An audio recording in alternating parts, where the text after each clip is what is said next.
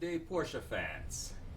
Today we're going to be discussing how to change the soft top to a hard top on a Porsche 993 Cabriolet Coupe. So the first video, part 1, will be a detailed explanation of how to remove the soft top in anticipation of your shiny new hard top. So sit back and enjoy. Thank you very much. This slide is an exploded diagram. If you look very carefully, there are numbers in a counterclockwise motion from 1 to 8 that tell you where you should be removing your parts. And on the next few slides, I'm going to have some red diamonds on parts that you should under no circumstances remove or adjust. So please be aware of this before you start your disassembly.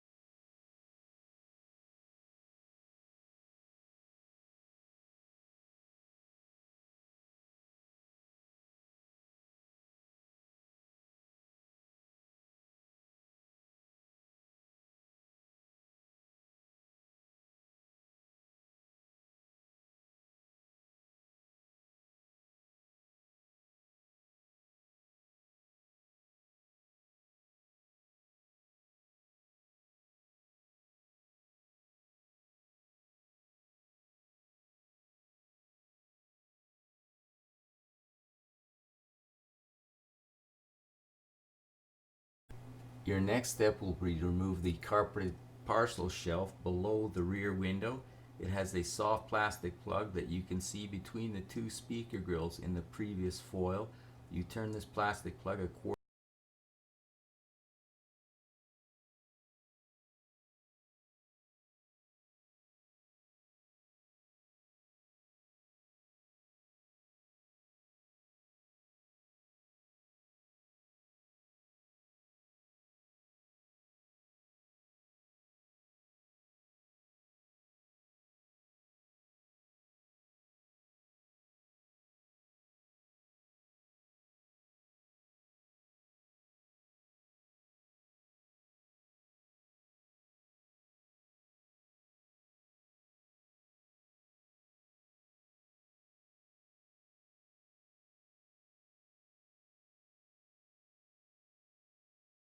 In the first few frames here, you'll see my brother removing a 6mm headed bolt from the top of a drive arm directly off a round drive mechanism on the driver's side underneath that carpeted panel we just finished removing.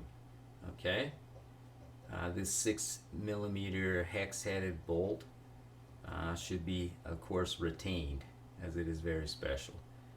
The next thing you'll see him removing is at the bottom of the round drive drum is a stud located on the end of a curved arm. This stud is held in, or this pin is held in, with a fancy sort of C-clip, and you'll have to pry it gently apart and force it back off the stud, or the bolt, or the pin, whatever you want to call it, and then pry the pin out towards the center of the vehicle, towards yourself.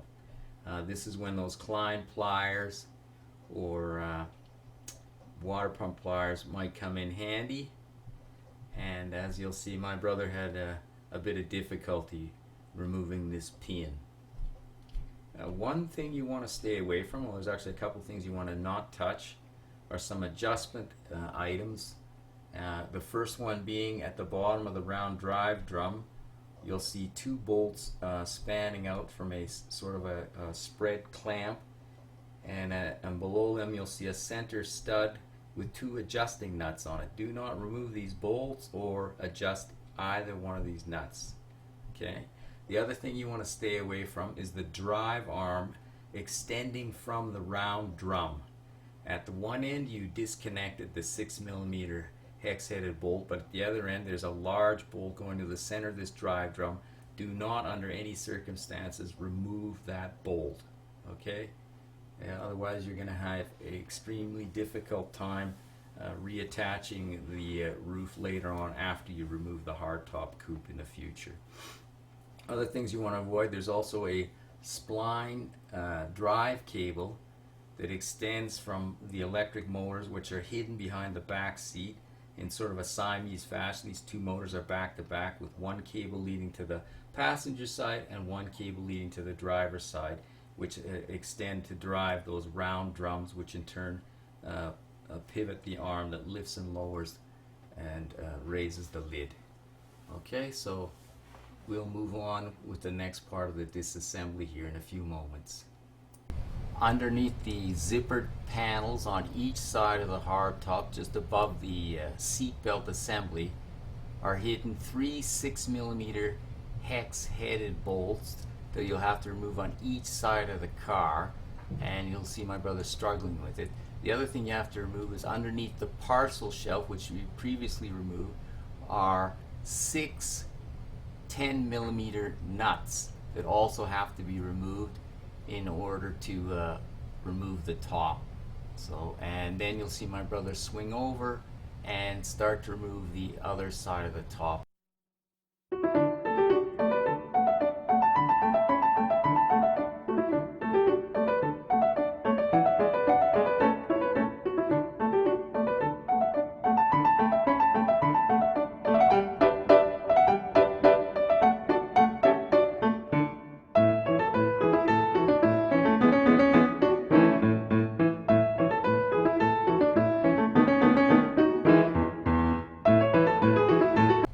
The same process that we just did the driver's side. On the passenger side of the vehicle, you have the same difficulty or task of removing the 6mm bolt attached to the drive arm from the center drive drum, and again the clip at the bottom to remove the pin from the curved arm. Okay? And you can see my brother doing that in the next few seconds. As an added challenge, or not challenge, but issue, you have to disconnect the electrical connections emanating from the front of the roof panel that actually control the up and down motions of the electric soft top. And my brother will show you here that there is a wire connection that emanates up through the fabric of the roof and to the front of the car to where the electrical switch connections are to make the roof go up and down automatically. This also means that you're going to have to fish a cable after you disconnect it from the drive motors and switches through a carpeted channel. Another thing you have to be aware of here and that you don't want to touch are two limit switches. There's an up limit micro switch and a down limit micro switch. These micro switches prevent the roof from over traveling and burning out the electric motor that drives the roof, pardon me. So you want to make sure that you do not bend or in any way move these limit switches. However, you must disconnect them. So there's actually two electrical harnesses you're going to have to disconnect at this point. One that is attached to the limit switches, and another bigger cable that is attached to the actual motor drive switches that are controlled from the front panel. And you'll see my brother operating or showing you both these switches in this part of the video. And then we move on to some of the final steps.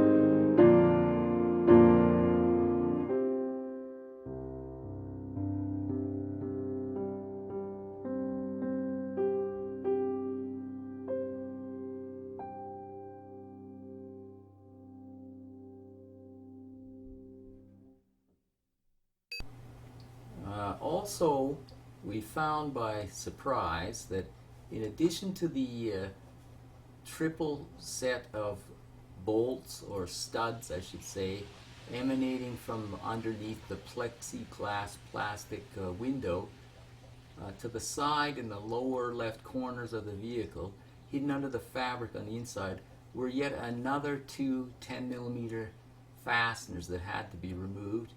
And if you can see my brother, he's on the passenger side here at the right rear assembly of underneath the plexiglass window, removing yet another 10mm fastener with a socket or ratchet, a socket and ratchet assembly.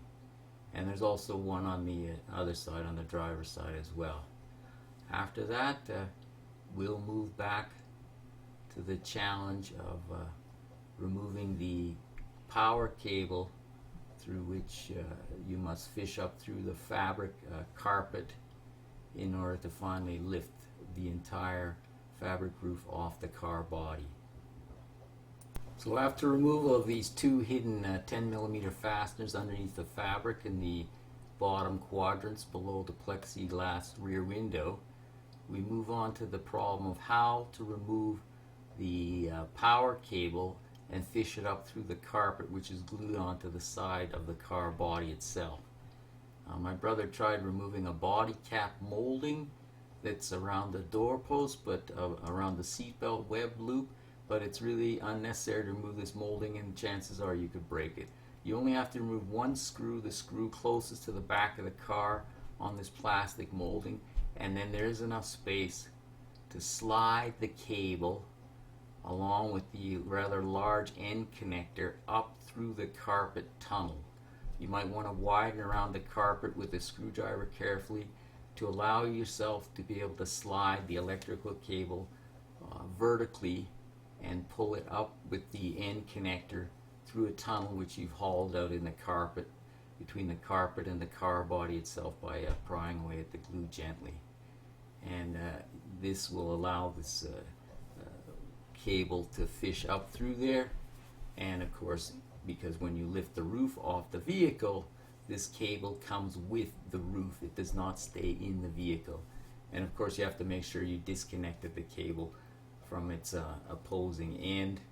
It's a pry apart cable. I had to use no screwdrivers for force. I simply pried the cable apart at 180 degrees away from the other connector using my hands. So you don't have to be Arnold Schwarzenegger to get this cable connector apart. Just pry it apart gently. You might want to squeeze a small dime or coin in between to pry the two parts. Okay, and we'll move on to the next step. And we're now at the moment we've all been waiting for, the final removal of the top. Okay, this is by necessity a two-person job. Please don't try to remove this top by yourself. It's just not possible. As you can see, my brother and I aren't exactly giants, but we were able to remove this top quite easily with the two of us, both persons lifting on opposite sides of the vehicle. You got to be careful about some of the bracketing that hangs down so that you don't scratch the car as one person walks around the back engine compartment and brings the top to its resting place on the cardboard box that by chance happens to hold our shiny new hardtop. This concludes the demonstration of how to remove the soft top, and I'll give you a few slides here to show you the parts you should have in your possession after removing the top.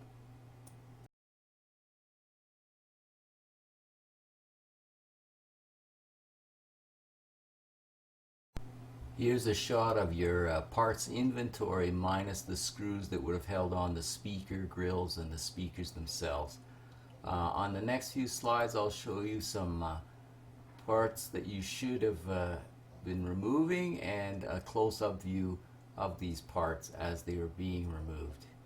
Okay, so enjoy.